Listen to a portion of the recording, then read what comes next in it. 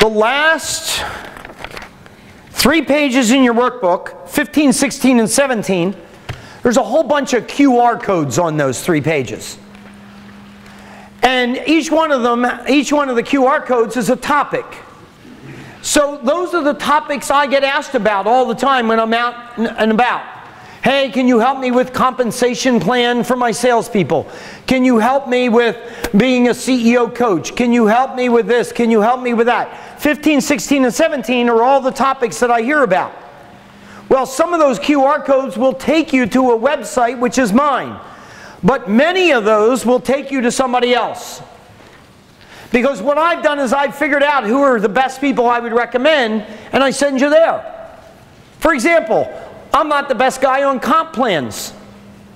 So if you need a comp plan design, I vetted out 3 people, and they're the best that you can do it. They'll get it to you quicker, cheaper, and better than me. So imagine 25% of the calls that come into my company today with people ready to write a check and give it to me, I'm sending somewhere else.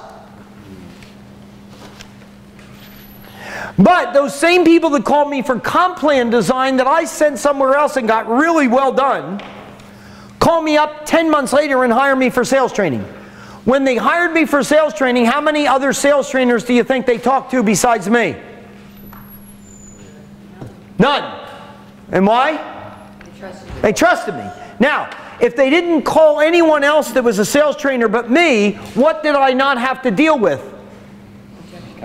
Competition, price, trust trumps price all day long.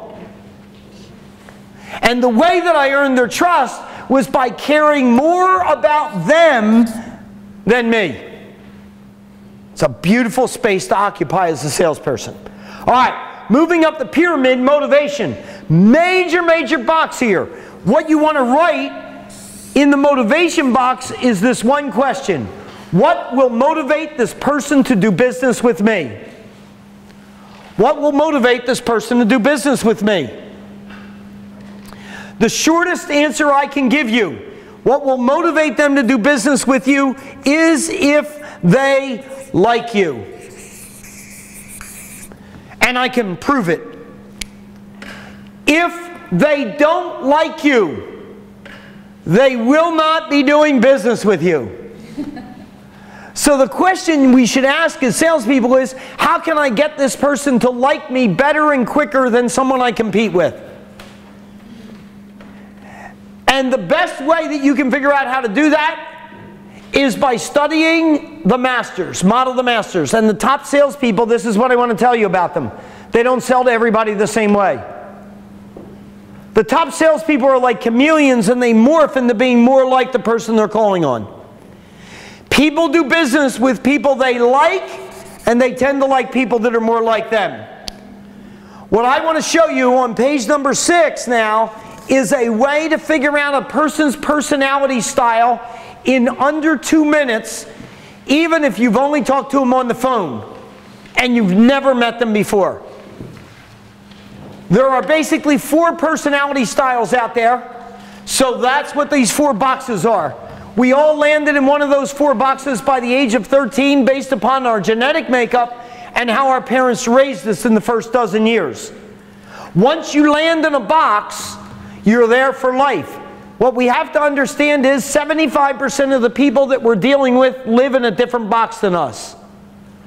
So if you sell to everybody as if they were you, 3/4 of the time, you're out of sync and they're not liking the experience. This is what the top salespeople have as a significant advantage. So at the bottom of that page, 6, there are only 2 questions that you need to write down to figure out a person's style. Here's the first question. More assertive or less assertive?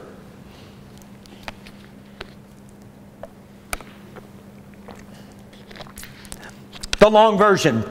Is the person I'm speaking with or meeting with right now more assertive or less assertive than the typical prospect or customer I deal with?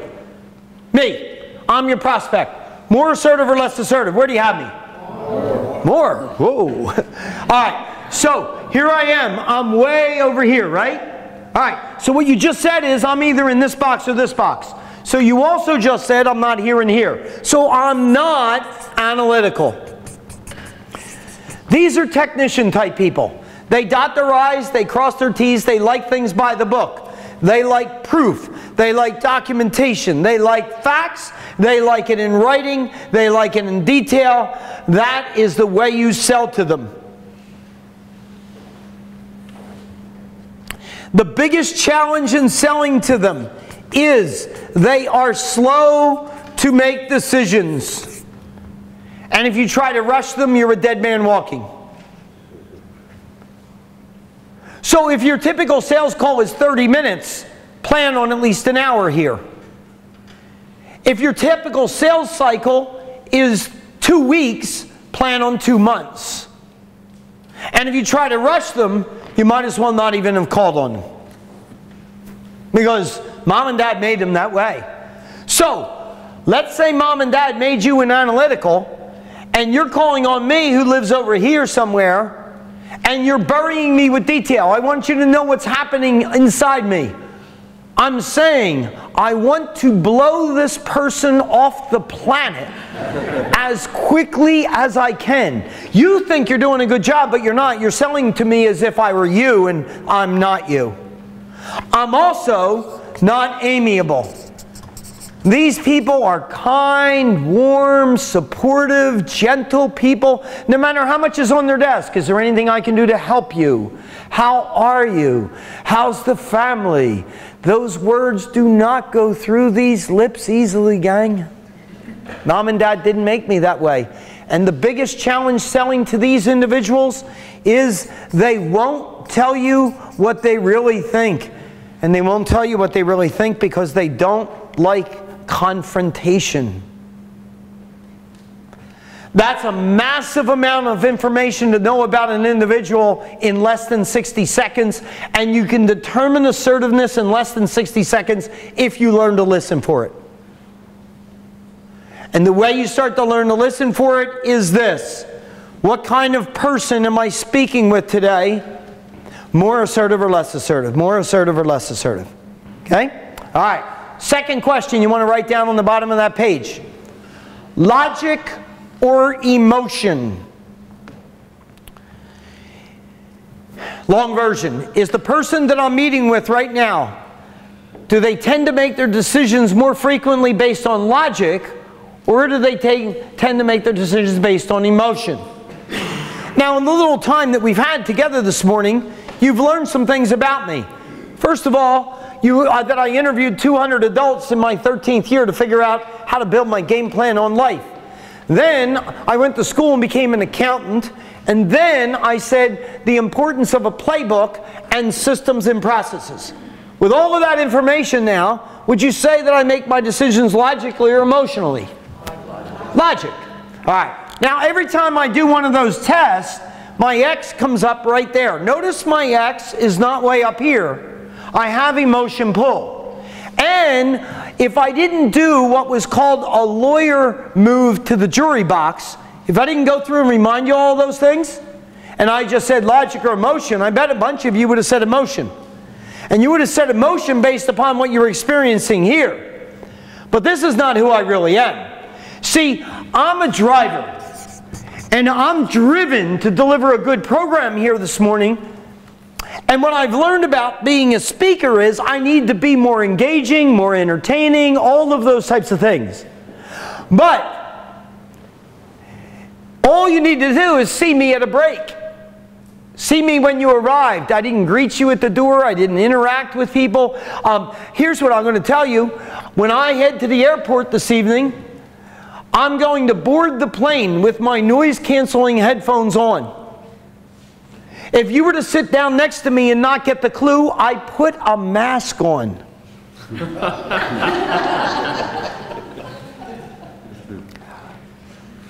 44 years of marriage, 25 homes. Never have I known a neighbor. Just because you bought the house next to me is not cause for kumbaya.